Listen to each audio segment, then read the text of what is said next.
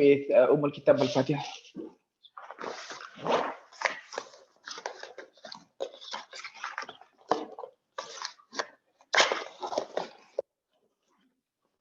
Okay, the session with our session on procedure will be in two sessions, isn't it? Okay, all right. So first, before we begin, one thing I need to say is that this is not ideal, lah. So ideally, what we used to do for procedures is that in your logbooks you should have list of procedures that you should have witnessed. So the list that I give you for you to present are actually list of procedures that you should have witnessed. Some of them you should have performed yourself practically on patients. That has been the practice in IIUM since the very beginning, where as far as I can see, IIUM students are excellent in terms of clinical skills because we allow students to practice all these procedures and so on and so forth. In terms like when usually our IIM graduates, when they start housemanship, they are better at line setting, they are better at urine collection, they are better at many clinical procedures. But the thing is, with COVID, there's so many things that we cannot do. So for that, I'm sorry, but I think we just have to make do with whatever we have. And I think the only option that you have now is actually to study more, to look at videos more. I think that's the only option that we have. Okay, all right. So how many presentation do we have today? 4, Doctor. 4. Okay, all right. Let's proceed. Tafadhal. Bismillahirrahmanirrahim. Assalamualaikum warahmatullahi wabarakatuh. My name is Nahamiza Bifahla Present 1617-094. So I'll be the first presenter for today's procedure presentation. So I'll present about urine collection. Next. There are a few methods of collecting urine. These are the ones that I will discuss this morning. Next. Okay, the first one is urinary catheterization. Urinary catheterization is a simple sterile procedure to collect the urine. Because of its simplicity, most of the time it can be done at bedside. It can serve as both a diagnostic and also therapeutic tool. Next. These are the indication for urinary catheterization. It is to obtain clean, uncontaminated. Is it just me or because Why, Doctor? because your voice is actually breaking. Is it just me or? How's everyone hearing? Okay. Okay, all right, fine. Okay. So I'll continue. So another indication for urinary catheterization is for accurate measurement and monitoring of the urine output. Okay, for therapeutic tools can be used to relieve urinary retention and also for bladder irrigation. In neurogenic bladder, it can be used for decompression, and it can be used to empty the bladder before, during, and also after surgery. Is it still lacking, Doctor? It's okay, it's all right. Good, now it's better. Yeah, great.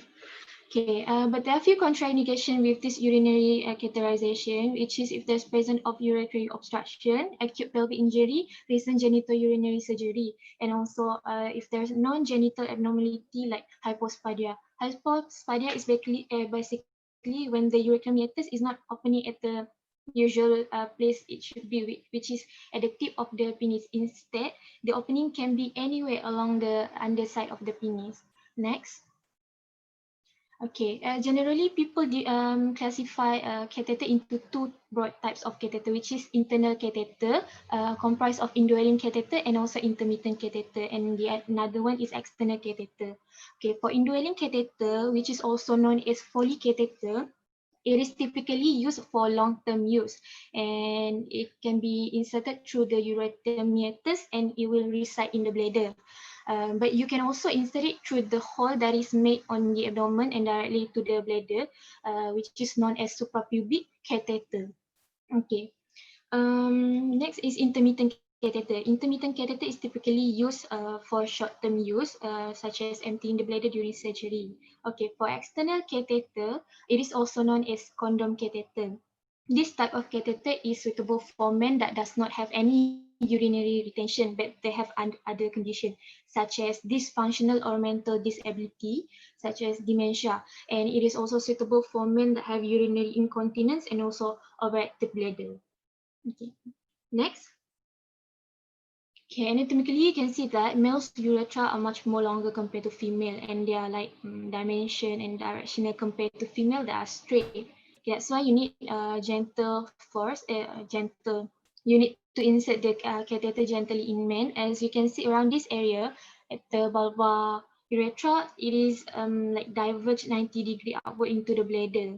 Okay, as for female, the urethra meatus is located between the clitoris and also vaginal opening. So positioning is important for female in order for you to visualize the meatus. And sometimes even after positioning, you might need to retract the labia in order to visualize the meatus because sometimes the labia can obscure the meatus. Okay, next. These are the equipment for urinary catheterization. You will need procedure tray, plastic apron, sterile glove, because you carry out this in aseptic technique. And then you need a sterile water filled syringe. This is mostly actually to inflate the polycatheter balloon. You will need cleansing solution, lubricant, and catheter. Okay, catheter come in various size. In pediatric, they depend on the child's age and also weight. Okay, now the thing is you will need the catheter bag. Next. Okay, so this procedure in male children. But the thing is, before you proceed with the procedure itself, you need to confirm patient's identity, and then you need to explain the procedure and also the purpose of doing this to the parent mostly, and then you need to ask consent.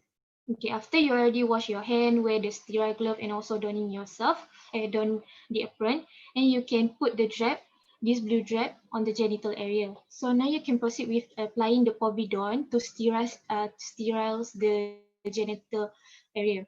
Basically, how do you clean it is you will start from the ureter meatus and then proceed in a circular motion and away from the center.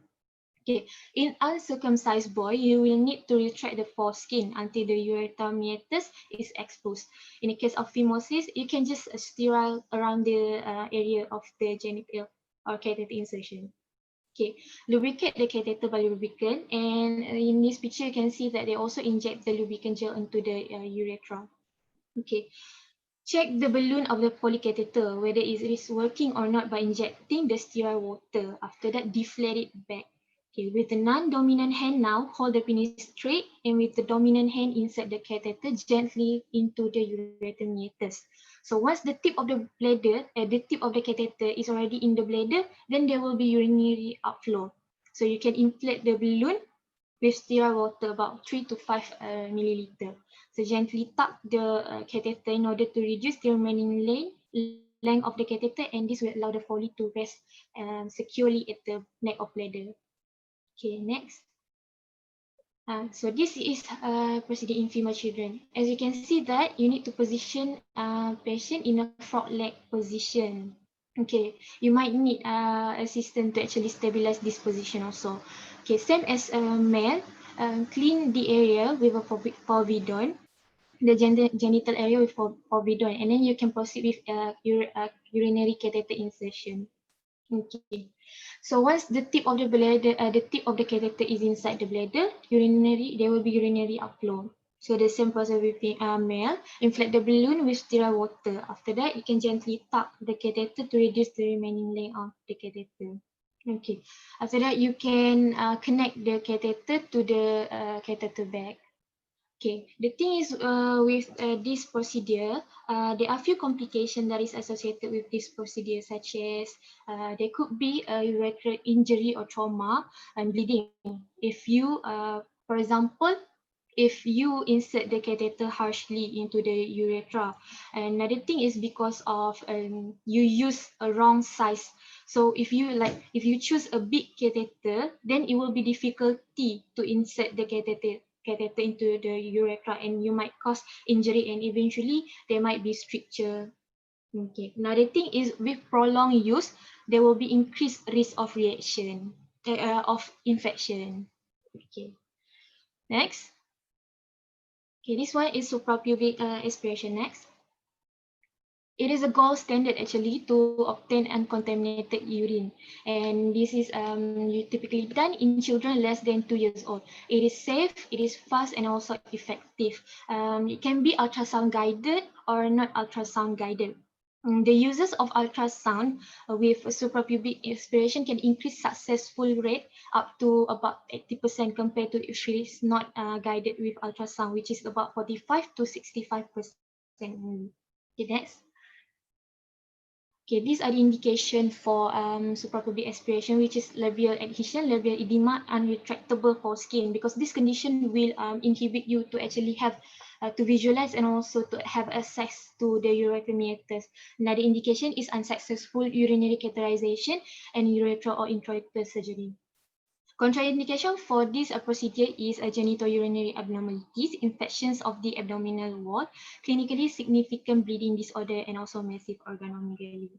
Next, these are the equipment that you will need in suprapubic aspiration procedure. You will need anesthetic, adhesive bandage, 23 or 25 gauge needle, 2 sterile 5 milliliter syringe, sterile glove, sterile grab, antiseptic solution with sterile gauze, sterile specimen container, and also ultrasound. Next.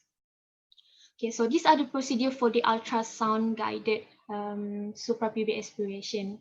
Okay, before same as previously, as consent, okay, don your apron, sterile glove, and then you can proceed with the procedure. Okay, first and foremost, using the portable ultrasound, try to locate the bladder and assess the bladder volume, because one of the reason failed suprapubic aspiration is because of inadequate urine.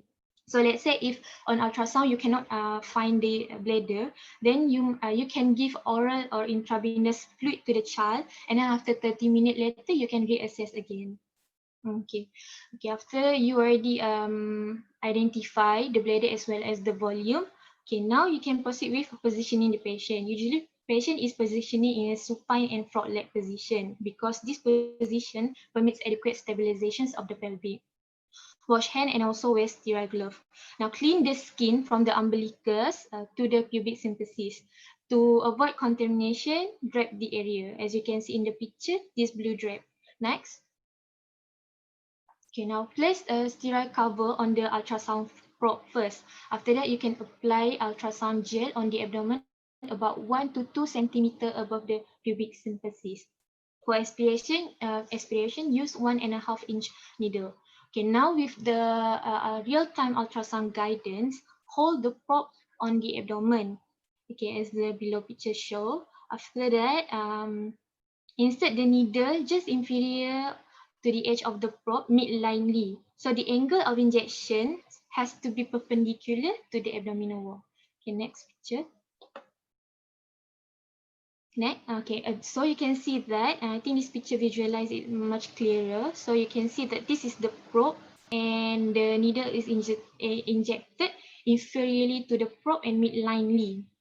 Okay, so but in case of you didn't use the real-time ultrasound, then after you locate the bladder and the injection, where the injection mark will be, you can mark like this picture, small picture. Okay, the thing is, okay, the most common complication with suprapubic aspiration is hematuria, but usually it is transient and it is microscopic hematuria. Okay, other complication like perineal perforation or bowel perforation and also infection is not that common. Okay, next. Okay, next is urine bag. Next. This urine bag is actually almost the same with the stoma bag. Okay, this urine bag is a simple and non-invasive procedure to obtain the urine culture, obtain urine specimen. But the thing is, with this method, it is highly associated with higher rate of contamination. Okay, so from this picture, you can see that the adhesive part and also the dangling part, actually not dangling lah, the one that with the measurement here. So this one will be the one that dangling between the feet of the child when once you apply this urine bag. It shouldn't rest upon the child's abdomen. Next. So these are the equipment that you will need for urine bag method, which is urine bag or collector, sample container, cleaning wipe, and also cleaning clean diapers. Next. Okay, so for procedure, okay, this method can actually also be done by parents or caregiver as long as they are instructed well. Okay, first and foremost, you will need to clean the genital area. For female and male, always clean the area from front to the back. Okay, after you already clean the genital area, go for second clean to the ureter meatus.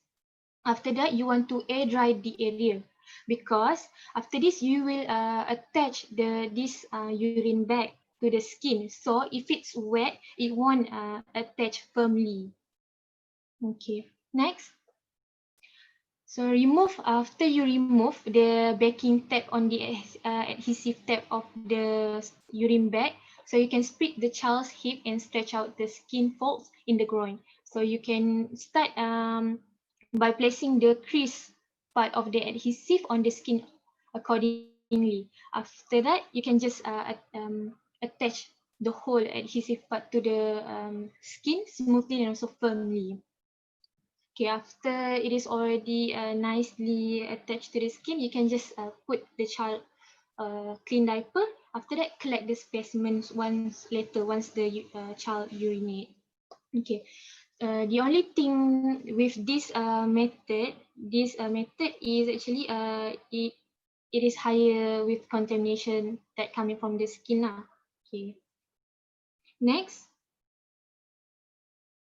Okay, next is clean cage. Next. Okay, it is a simple non-invasive procedure. Okay, as the name suggests, basically it is when you catch the child's urine. It is clean because before you proceed with this procedure, the catching urine procedure, you will need to clean the genital area first. But the thing is, with this procedure is you need to wait your child to actually pee. So that's why sometimes you cannot really estimate when your child is going to pee or urinate. Next. So these are the equipment for a clean catch urine, which is you will need sample container or the sterile urine container and also cleaning wipe. Okay, start by feeding your child up to 20 minutes. After that, you can standby urine sample container nearby. So as I mentioned before, you need to clean the child's genital area thoroughly. So you can clean it using the sterile water or gauze provided. Okay, so while waiting for the child to urinate, we can do some stimulation to promote urination, which is we can do quick wee stimulation. It is basically, as the figure 2 shows that, it is basically you stimulate, rub the suprapubic region with a cold gauze. Okay, so once the child urinate, you will catch or collect the urine into the urine container. After that, you can label the container. Okay, next. Okay, the last one is mixed stream specimens of urine. Next. Okay. Okay. This one is that this is suitable for toilet trained children, typically the older children, but they might still require monitoring and also guidance during the procedure. And they can do it by themselves. Okay. What you want is the midstream urine. You don't want the early urine stream or the last urine stream. The reason why you aiming for the midstream urine is because of you want to reduce the risk of the contamination. Because if you take the early and also the last urine stream, it might be contaminated from could be your hand or the skin around the meatus as well as the urethra itself. Okay. For procedure, you need to clean the genital area properly using a gauze sterile water. For female and male, the same. For girl, they need to retract their labia and clean it thoroughly. They also need to clean the perineum about 2 to 3 times with mild soap or sterile water. The same goes for boy. The uncircumcised boy, the foreskin need to be retracted and clean. Okay. So after that, okay, during urination, boy can retract their foreskin, while female can retract their labia in order to minimize that the urine, to minimize the contact between urine and also the skin or mucosa. Okay, the child should urinate into the toilet first, and then midway through the urination, a specimen should be collected into the urine container. After that, they can finish voiding the rest into the toilet. So there were no particular harm caused by this clean catch urine and also midstream specimen of urine method in collecting urine. Yeah. So I think that's all. Okay. Okay, any questions from the group? Okay, so the most important thing about urine collection is that you need to remember that it needs to be sterile, because your urine it should be your bladder should be sterile. So you need to clean it properly, and then remember the complications, especially with with in-out catheterization. With catheterization, you can cause injury, you can cause trauma, and all this can result into stenosis, fibrosis, and so on and so forth. And you know, stenosis, fibrosis can result in acute urinary retention. So this is a problem that you need to know. Actually, if you ask me, among the safest method is actually suprapubic aspiration. But the issue is because you are pricking the skin, so sometimes it may appear traumatic to many parents and patients. So that's the problem. But it's actually very safe. Is quicker than doing catheterization. Is the best method of urine collection actually. But then because you need to puncture the skin, so it appears to be traumatic. So that's the problem. And the other issue is many doctors have never performed it. Even many of our MOs have never performed suprapubic aspiration. So this is the problem. Some MOs have never seen even how to do suprapubic aspiration. Not just do, but seen. I'm not talking about a houseman, I'm talking about MOs, pediatric MOs. So this is a problem because we have not been doing it regularly. So this is a problem. Characterization should be very easy. Okay, all right. So now you need to remember the drawbacks as well. The easiest to do is actually just midstream urine or urine bag collection, but you need to remember you need to interpret with caution. If you send urine culture by urine bag, then you know you need to interpret because it may be contamination and maybe so many other factors as well. So if you send culture by urine bag, you need to interpret with caution. Okay, all right. Any question? Kalau tak ada, let's proceed.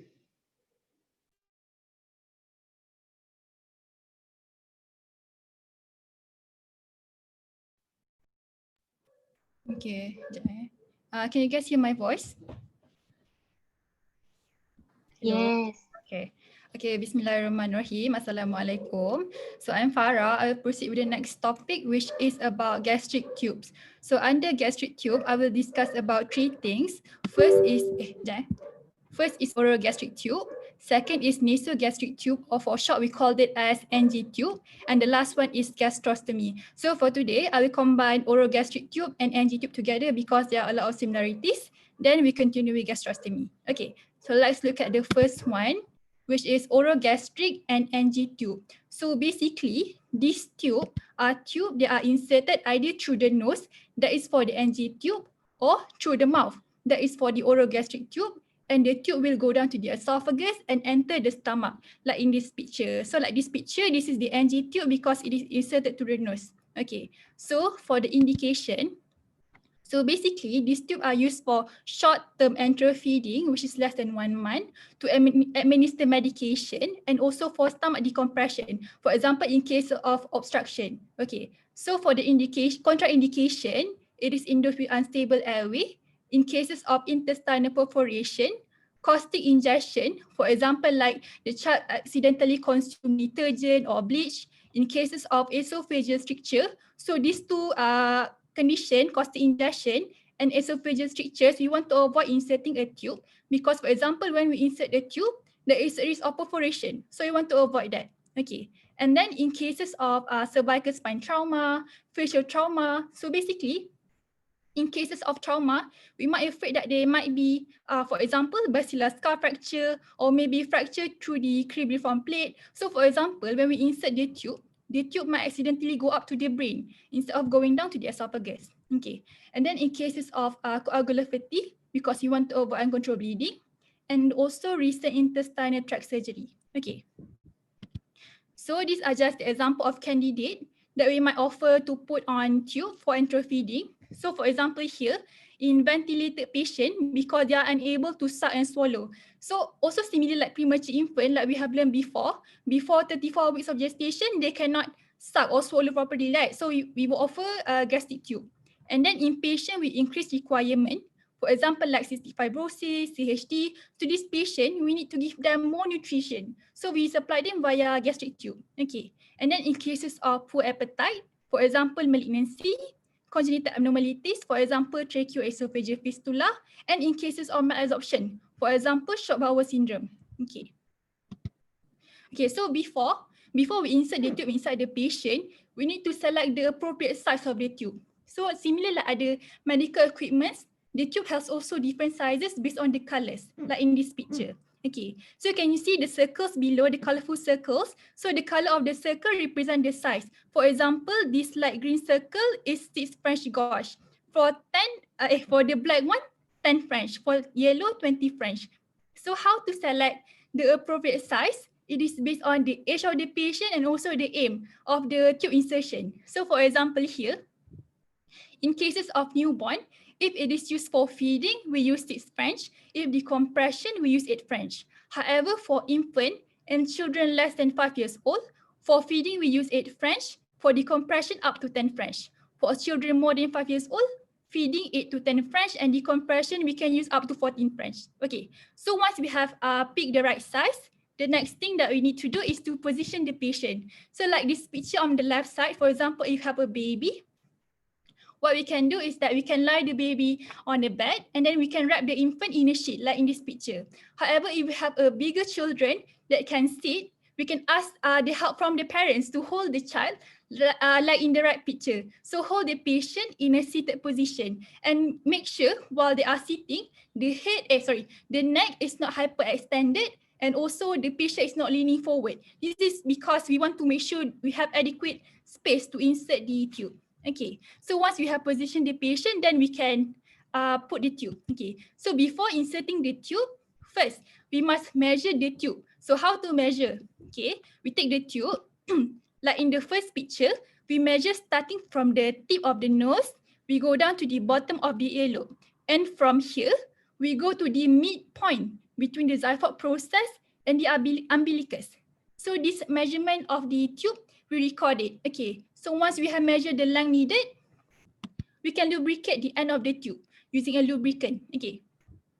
So then we must examine the nostrils for patency to select which side of the nose is the best side for insertion of the tube. So for example, if we have a child, they can understand you, we can ask the child, is there any problem with any part of your nose today? So for example, in cases of patient with right sinusitis, for example, we want to avoid putting on the right side because if we insert the tube on the right side, it might increase irritation at that nose. So we put it at the left side.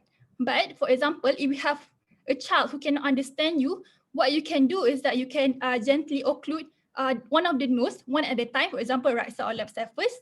And then we see which side of the nose has the best airflow. So we insert the tube through that nose. Okay. So once we have determined the best side of insertion, then we can gently insert the tube into the nostril with the best airflow.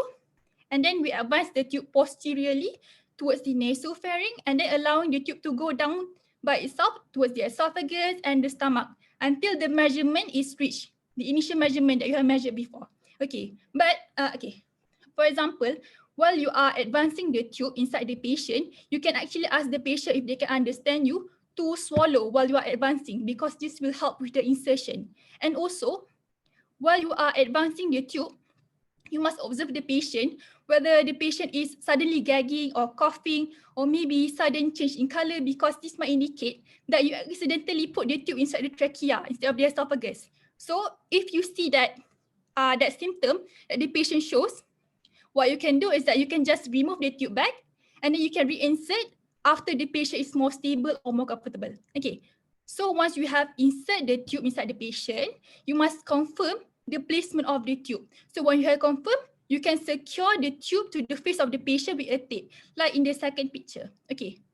So how to confirm the placement of the tube? First is by looking at the tube length. Like I said before, initially we have measured the length needed to be inserted to the patient. So once you have finished the procedure, you must check, is the tube measurement similar like the one you have measured before? Okay. Second, you can do pH testing. Okay, what you need to do, you just take a syringe, attach it to the tube, just aspirate small amount of gastric fluid. Okay, so this gastric fluid, you check the pH using a pH indicator paper, like in the second picture. Okay, so normally our gastric fluid is around 1 to 4. However, if we check the gastric fluid, the pH is 4 or less, meaning that the placement is correct. However, for example, if the pH we got is around 5 or 6, basically more than 4, what we need to do is we must confirm with X-ray. Okay. Apart from that, X-ray is also done for at-risk infant or child. For example, those who are on gastric acid pump inhibitors, on gastric pump continuous feeds, because these two conditions, when the patient actually takes it, it can actually alter the pH of the gastric fluid of the patient becoming more alkalinized.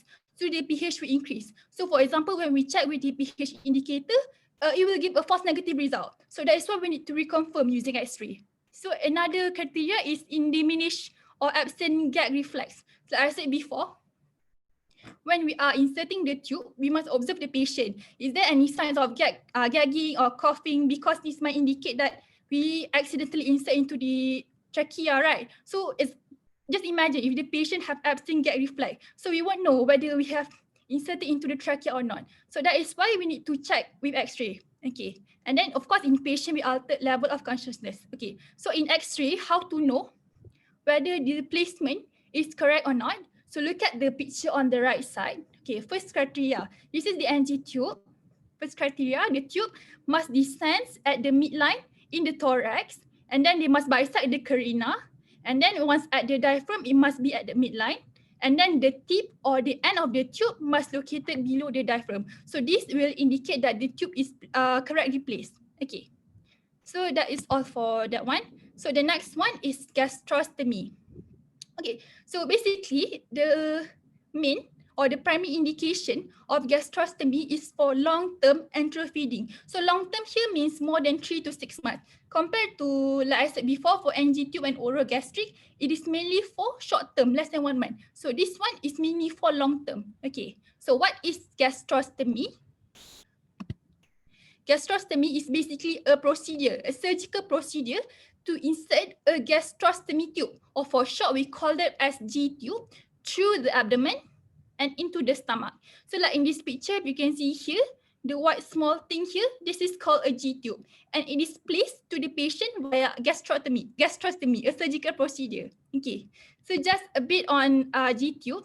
So basically, there are a few types of G-tube. So we have the non-low profile tube on the left side and also the low profile tube on the right side. So if you can see here, the biggest difference that you can see is the appearance of the tube. So for example, this non-low profile tube, if you can see right in the left side, they have a long tube extended out from the body of the patient. However, for the low profile tube, it is actually just a small tube at the patient. Okay, so this low profile tube, we also call them as button because of its small appearance. Okay, so if you can see here on the left picture, the non-low profile tube, we have a balloon, we have a disc. So the disc and the balloon is there because they want to keep the tube in place on the patient.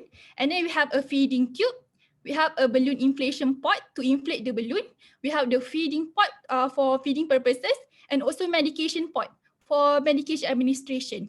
And similar like low profile tube, we also have the balloon, the feeding pot like similar to this one. We have balloon inflation pot, and extra we have an extension pot. Okay, so basically the difference between non-low profile tube and low profile tube or the button is that, for example, if you want to give enteral feeding to the patient, for non-low profile tube, the left side, for example, we can just directly connect the shearing or the feeding tube directly to this feeding pot. Then we can directly feed the patient. However, for low profile tube yang on the right side, we need to have an extension set first. So this extension set, we connect them to this extension pot. Then we can feed the patient. So for example, right, this one, look at the first picture on the left side. So this one is the button or the low profile tube. So on the left side is the extension set. So like I said before feeding, we must connect this extension set to the low profile. Okay, so look at the picture on the right side, it is already connected. So when you want to feed the patient, just take a feeding tube attached to this feeding pot at the extension side. Then you can feed the patient. Okay. So this is just the picture. The left one, we have the non-low profile. You can see here a long tube, the disc, and this purple one is just a protective belt. And the right picture is the button. Okay. Okay, so for the indication, so like I said before, the main indication for gastrostomy is for long-term enteral feeding, more than 3 to 6 months. And it is also used for stomach decompression. So for the candidates are almost similar to the NG and orogastric tube. On the right side, you can read this later. And for contraindication is those with distal enteral obstruction, coagulopathy, and also hemodynamic instability. Okay. So how gastrostomy is done? It is either by 3 methods. First, we have percutaneous endoscopic gastrostomy or PEG. So by the name, we know that endoscopy, it is done by using the endoscope. And then laparoscopic gastrostomy using laparoscope. And then open gastrostomy is by surgical procedure. Okay, from what I've read, the most common that we use is percutaneous endoscopic gastrostomy. And open gastrostomy is now rarely done. Okay. All right. Okay, let's just watch the video. This is done with the use of a small flexible camera called an endoscope and minimizes cutting of the skin. It is considered a minimally invasive procedure. To place this tube, your child will have to be under anesthesia. That means they will be completely asleep during surgery. The doctor will be able to use the camera to look inside the stomach and find a safe area to place the tube away from nearby organs, such as the liver and the colon. Once the correct place is located, the doctor will make a very small cut on the skin. This allows for a thin metal thread to be used to pull the G-tube through the mouth and out of the stomach. The end of the G-tube has a soft bumper on it, which will keep the tube from being pulled out. A stabilizer on the skin side of the tube will help keep it in place. Okay, so that is how PEG is done. And for laparoscopic gastrostomy, like I said before, we use a laparoscope. Usually the doctor will make a small incision at the umbilicus, and then they will make another incision to put the G-tube. So the common part that they might put the G-tube is at least 2 cm from the left costal margin. That is the usual part that they will put the tube. And for open gastrostomy, just a simple surgery, you make a small vertical incision at the midline between the umbilicus and the zygote process, and then you insert the G-tube. Okay, but that one is less commonly done currently. Okay, I think that is all. Any question? Any question from the group? I think this one is a bit straightforward. It's quite clear lah,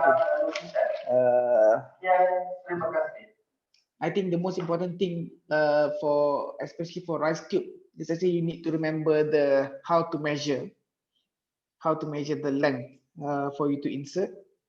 And then the most important aspect is actually how to assess whether it's in the lung or not. That is the most important, because sometimes people, if you get into the lung, then it can cause aspiration and so on and so forth. So it is very important. The easiest way to access, so the presenter presented several times, several methods to check, but the easiest way to check is actually just to put the tip of the rice tube into a bowl of water.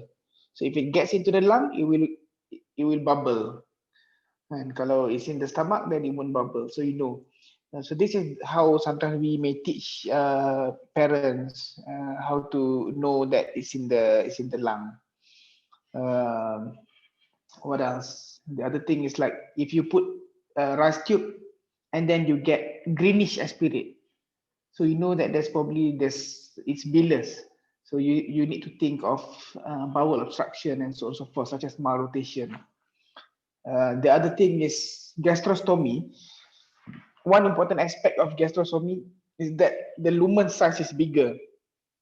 With rice tube, especially if you put through NG, OG sometimes you can put bigger tube, but OG is not orogastric. Maknanya rice tube tu you insert through the mouth, because you can insert through the mouth orogastric or nasogastric. The problem orogastric, you can put bigger catheter, but it's not good to have a catheter in your mouth because it will affect. Because if there's something in your mouth, you'll produce more secretion, more saliva, and so on and so forth. But the problem with nasogastric, you cannot put big tubes. When you cannot put, because if you put big tubes, it's going to be more difficult to insert and it's going to obstruct. The problem with smaller tubes is that you cannot give semi-solid. You can only give fluid. Sometimes if the fluid is thickened, if you put thickener, sometimes it's going to be difficult as well because the lumen is small. So that's the problem. So sometimes with rice tube, you cannot insert bigger lumen tube, so a bigger lumen catheter. So this is the problem. So with gastrostomy, you can insert catheters. The catheter size is big, so you can even insert. Or obviously, you cannot put solid lah. Tak boleh masuk nasi ke ayam dalam tu kan. Obviously lah. But you can put semi-solid. Kan, semi-solid. You can blender rice, for example, even chicken, and so you can blender and put it in. So this is the benefit of having a gastrostomy. Okay, all right. Any question? No, clear. Faham lah ke? Power budak ni. Okay, proceed. Assalamualaikum warahmatullahi wabarakatuh. I will continue with the next procedure, which is peripheral cannulation. Please let me know if you cannot hear my voice because my internet connection is not that stable this morning. I don't know why. So this peripheral cannulation can be divided into two, venous and also arterial. Next. Okay, for the first one, we go to peripheral intravenous cannulation first. Next. So what are the indications? The indications are mainly first for blood sampling, especially frequent blood sampling because these patients are children pediatric patients, so it will be a hassle to poke the children multiple times for venipuncture, so it can cause significant distress to the child. So better we set up peripheral IV line so we can just withdraw blood multiple times later from the line. And next, it is indicated for administration of intravenous fluid like normal saline, medications like antibiotics, and also blood component. Next. So next for contraindications, some books divide it into absolute and also relative. However, there are various papers that suggested that there are no absolute contraindication for this, and most of them are relative contraindication only. First, do not insert through infected site. For example, in the skin with overlying cellulitis. This is because we worry of the risk of inoculating the circulation with bacteria if we poke the vein later. The other burn or injured site because we worry of inadequate flow if we use these sites for cannulation. For relative contraindication, we may want to avoid paralyzed extremity because when the limb is paralyzed, the venous pump is also lost. So we worry of the increase in the risk of vein thrombosis later. Next, we may also want to avoid massive edematous extremity because there will be a risk of fluid extravasation, and also it will be difficult also to palpate and also find the veins on the edematous limb. And this can also increase risk of multiple failure or multiple attempts to poke the vein later. And next, we do not insert the IV line distal to the injured organs. For example, when the patient has abdominal trauma, it is more preferable we start the IV line in the upper extremity because of the potential for the injury to the vessels between the lower extremity and to the heart when there is abdominal trauma. So if we set the IV line in the lower extremity, which is distal to the abdomen, so we may be not be able to achieve a good flow. And lastly, we should also avoid the joint area to prevent any trauma or injury to the joint lah. Next, these are the equipments needed for the procedure. As usual, we need to prepare all the equipments on the trolley before we start any procedure. Make sure we prepare gloves, alcohol swab, tourniquet, and besides, since the patient in this case is a child, pediatric patient, and reducing the pain while doing the procedure can be helpful to reduce the stress of the patient. So we can also consider using a topical anesthetic agent. For example, EMLA, which is a 5% lignocaine. So EMLA, this can be given through applying to the skin over the targeted veins and then cover it with plaster and then we wait for 1 hour before we can start puncture the vein.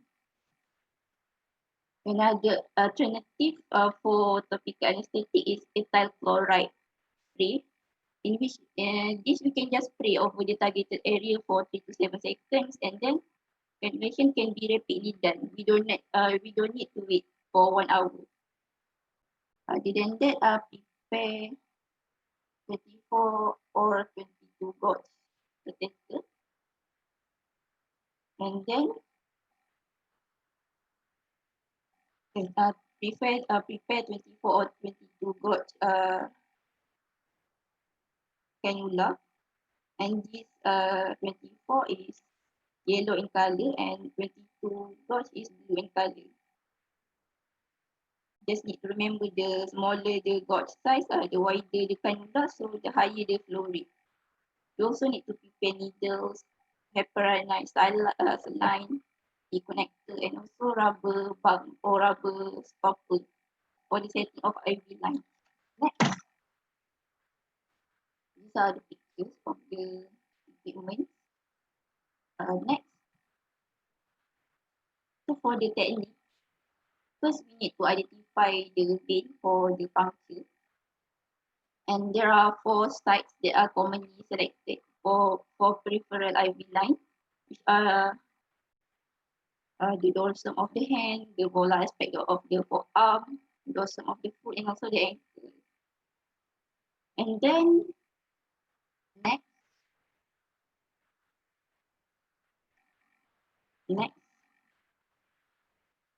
and then secure the targeted limb, and also after that apply tourniquet, and then apply the topical anesthetic, which is the ethyl chloride spray. However, if you want to use EMLA, we can apply it with plaster 1 hour before the procedure. And next, we can clean the targeted area with alcohol swab and then puncture the skin in the same direction as the vein at 15 or 30-degree angle. If we put at an angle more than this, we worry that we might miss the vein and we might poke deeper than the vein. Next.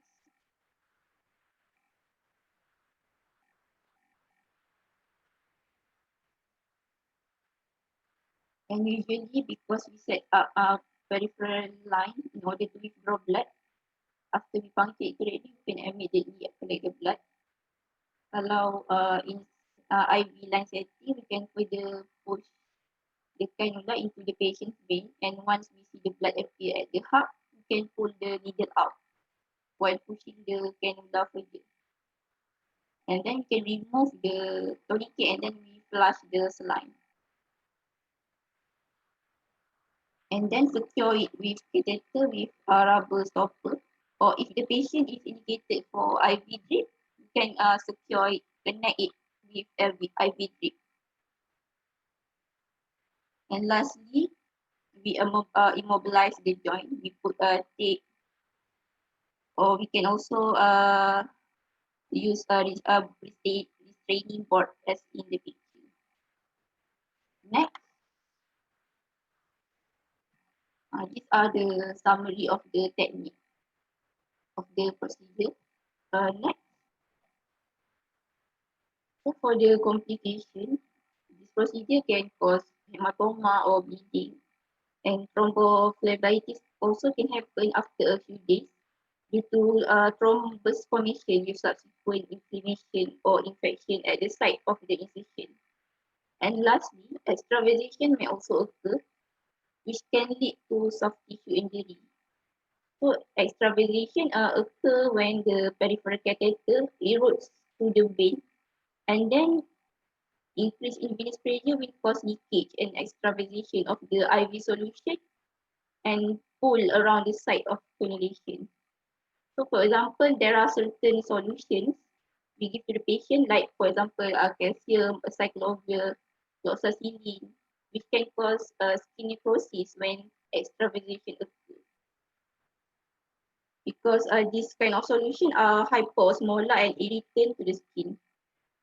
And this complication is especially a concern in neonate because it can cause a digital ischemia, partial limb loss, and also nerve damage. So it's important to monitor the site of cannulation regularly and watch out for any signs such as tenderness, erythema, swelling to the child. Next. So actually I provided a video link, but the video is long, around 15 minutes. So maybe you can watch later if you got time. First, we move to the next procedure, which is arterial cannulation.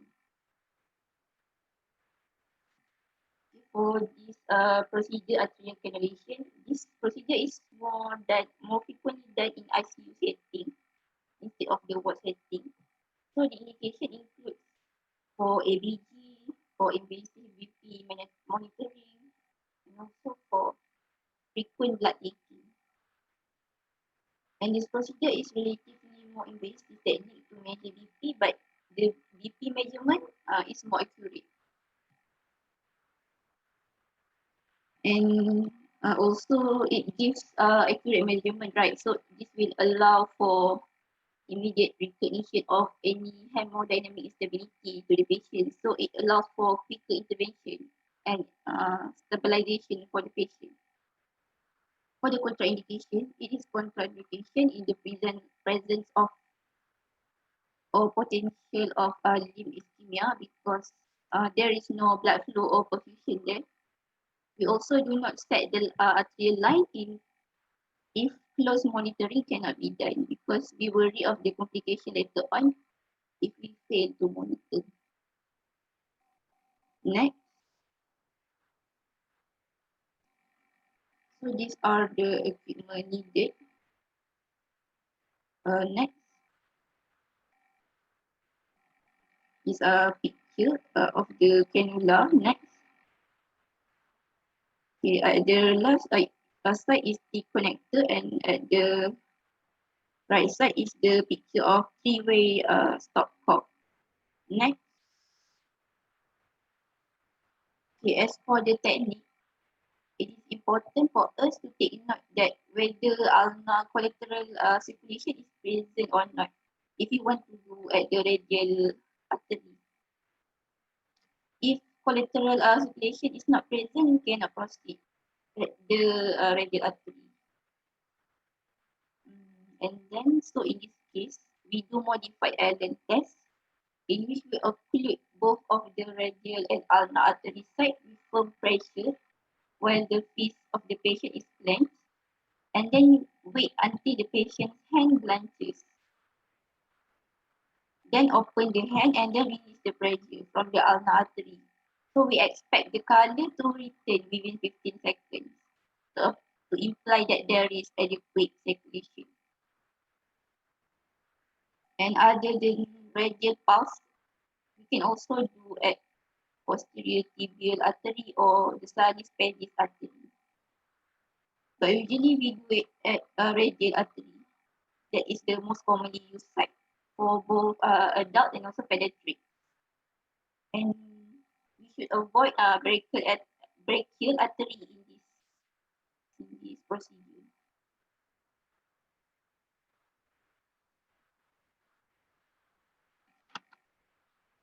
And if we choose posterior tibial or dorsalis pedis, either one, we must ensure that both of these arteries are palpable. Pulse are palpable for ventilation. And next, so after we find the artery, we can spray. We may spray with topical anesthetic and then clean with alcohol swab. And before puncturing, we can dorsiflex the wrist slightly. And then we can puncture at the same direction as the radial artery with 30 to 40 degree angle. And then once we see the blood coming out from the heart, we can withdraw the needle while pushing further the catheter. Next, after that, we gently flush in a small amount of saline.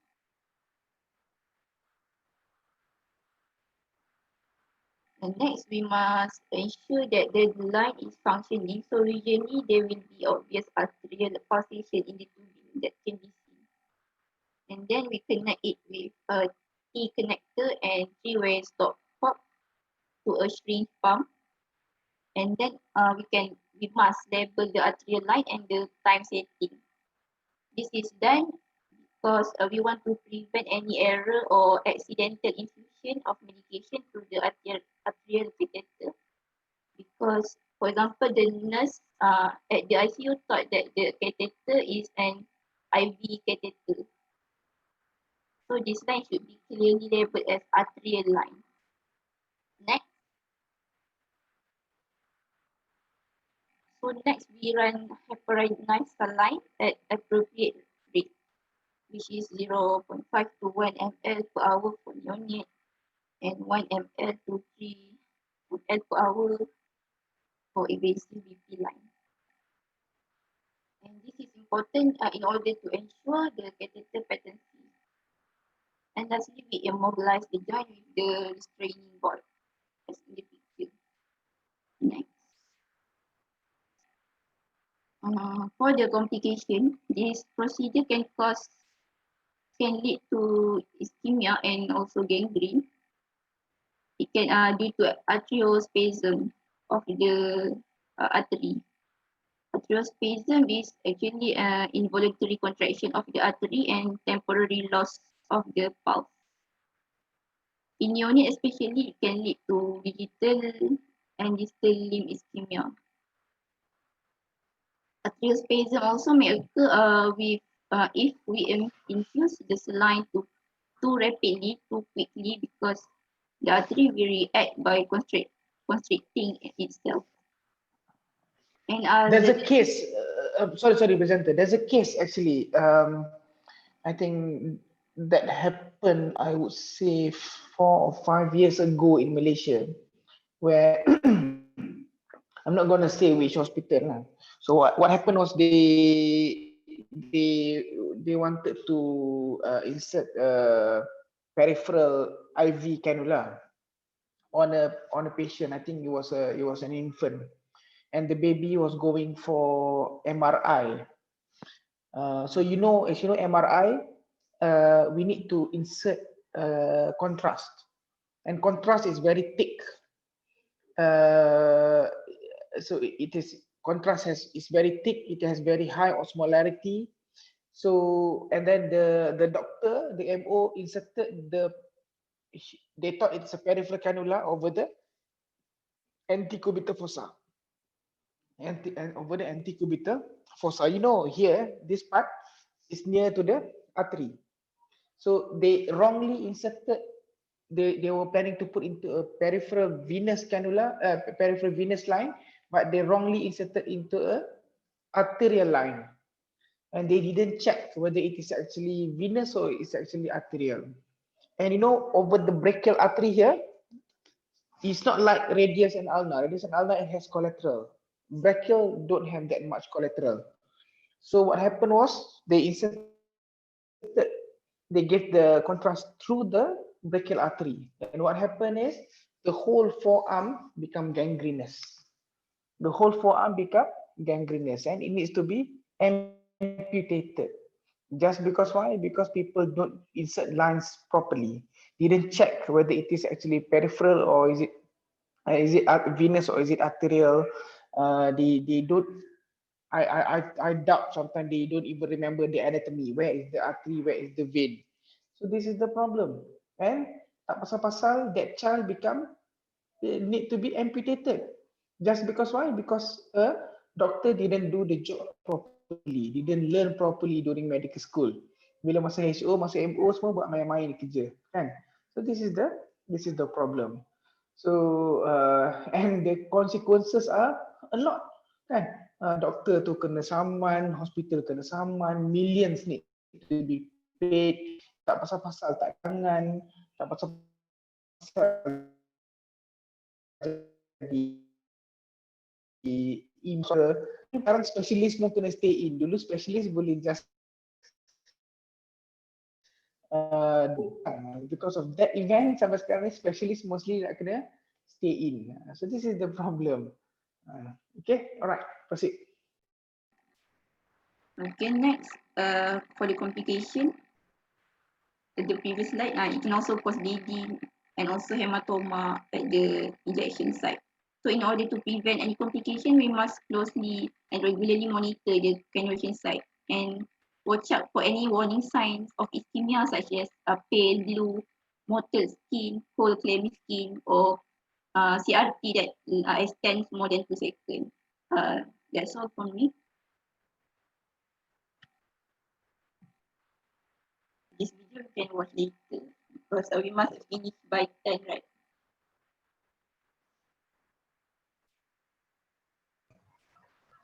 Okay, Assalamualaikum warahmatullahi wabarakatuh. So I'm gonna proceed with the You guys have another teaching at 10, is it? yes. Yes, Doctor. With whom? Dr. Musai. Dengan Dr. Musad. Ha. I think should we stop now and then nebulization echo chamber ni present together with the other part, because I think you need probably at least 10-minute break before you start Dr. Mosad's lecture. Dr. Mosad ni lecture biasa panjang kan. Boleh. Huh? Boleh tak? Boleh. I think better lah. I think it's for you to have continuous teaching sessions. Okay, alright. So I think Abdullah, you can present with the next session. Okay, alright. I think let's stop here. Let's end our session with tasbih kafarah surah Al-As. Assalamualaikum. Thank you, Doctor. Doctor. Okay, doktor. Okay. Okay, Assalamualaikum.